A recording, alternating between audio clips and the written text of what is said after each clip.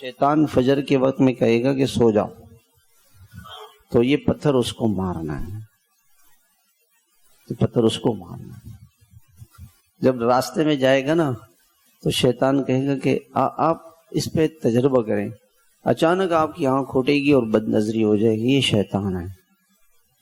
اس کی کوشش کیا ہوتی ہے کہ کہیں سے یہ کوئی گناہ کر لے، تو یہ پتھر شیطان کو مارنا ہے، یہ نفس کو مارنا ہے، کہ اس نفس کو کہنا ہے کہ نہیں، میرے نگاہوں کو جھکانا ہے۔ اگر آپ نے نفس کو پتھر نہیں مارا تو شیطان کو اس مارنے سے کیا فائدہ؟ سب سے بڑا شیطان تو نفس ہے۔ ہاتھ گناہ کرنے کو چاہتا ہے، دل گناہ کرنے کو چاہتا ہے، حرام کھانے کو دل چاہتا ہے کہ میں حرام کھا لوں۔ اب کرنا کیا ہے کہ اس وقت اس نفس کو پتھر مارنے کہ نہیں، میں نے رشوت، سود، حرام، جھوٹ، دھوکہ، 2 نمبری نہیں کرنی ہے۔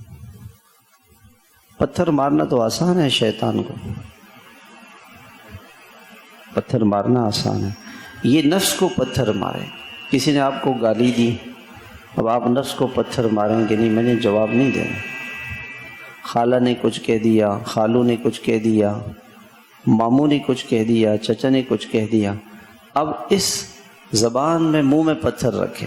وہ جو پتھر آپ نے شیطان کو مارا ہے نا، وہ پتھر منہ میں رکھ کے جواب نہ دے، اف نہ کہے، سی لے، اپنے ہونٹ سی لے۔